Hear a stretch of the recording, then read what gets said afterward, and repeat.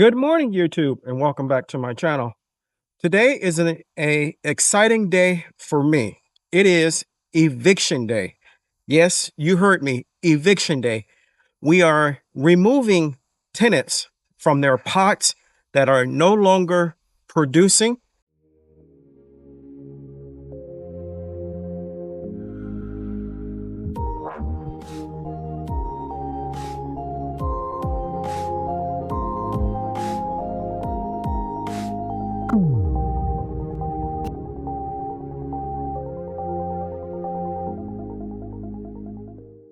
I'm Moses, and this is Urban Backyard Container Gardening. If this is your first time stopping by, thank you. I appreciate you.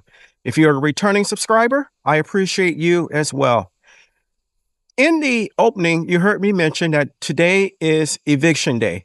And specifically, we are removing my determinate tomato plants from their homes and in preparation for new tomato plants moving into those areas. So come along with me, grab your coffee, have fun.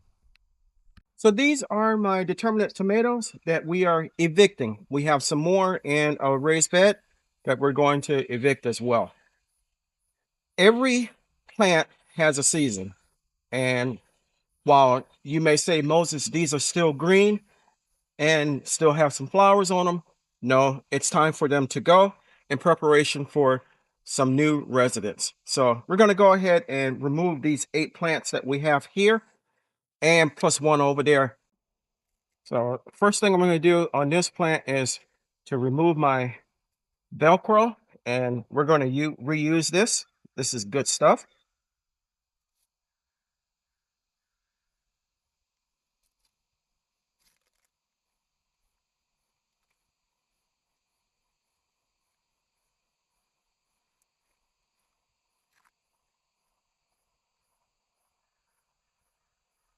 And we're taking my clip back down here,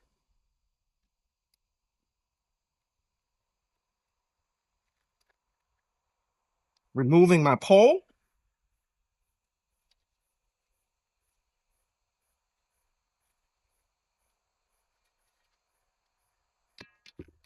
And removing the plant.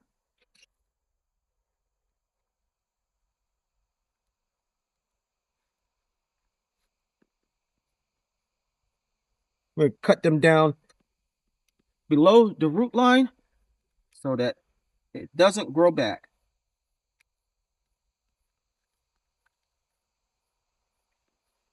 And that's one. And we're going to go ahead and do the same thing to all the others.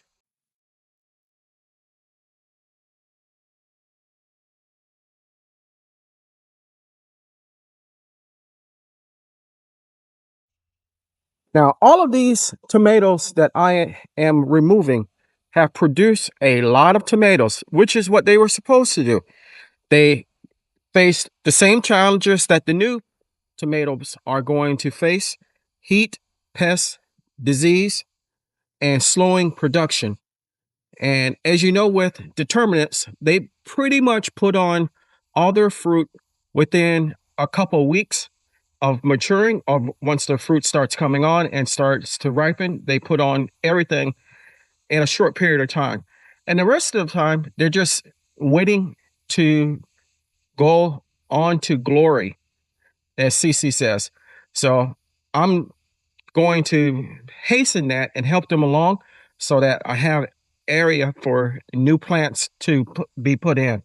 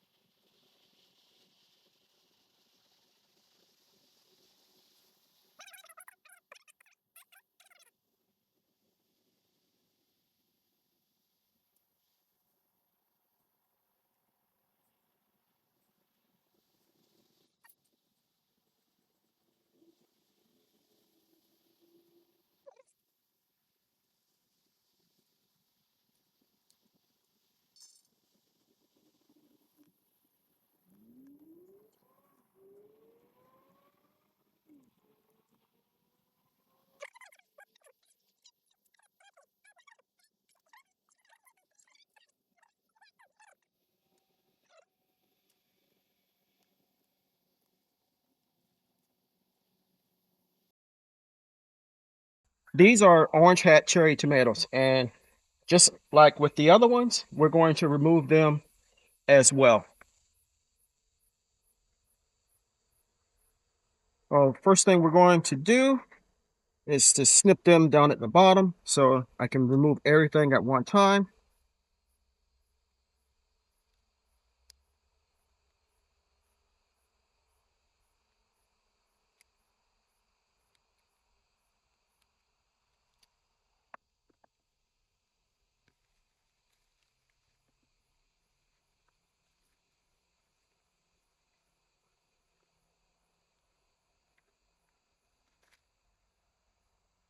And the cage is actually two-part. That wasn't supposed to happen, but yeah, it's actually two-part. And I'm going to take it apart and fold everything up momentarily. But in the meantime, I'm just going to lay it down like that. We also have some old cabbage or broccoli roots here that are trying to grow. We're going to pull them up as well.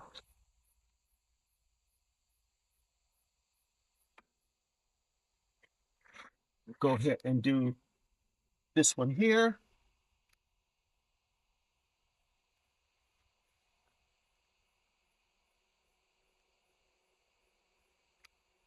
That one.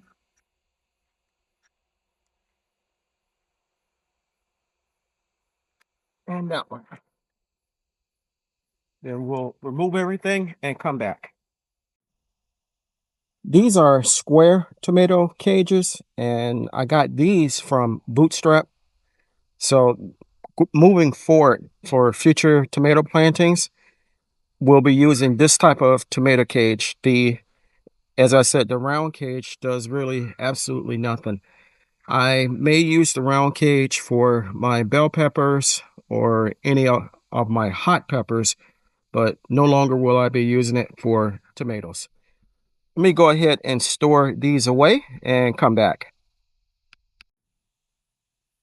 So in the containers, I mentioned that I was going to plant more tomatoes, specifically a red deuce variety. In this bed, I'm not sure what I'm going to plant, but it will have something growing in it. But first, I got to do some amending in it, remove all the mulch and spent plants, and add some more soil, compost, fertilizer, and other amendments to it. And I also have to figure out how I'm going to run the drip to it.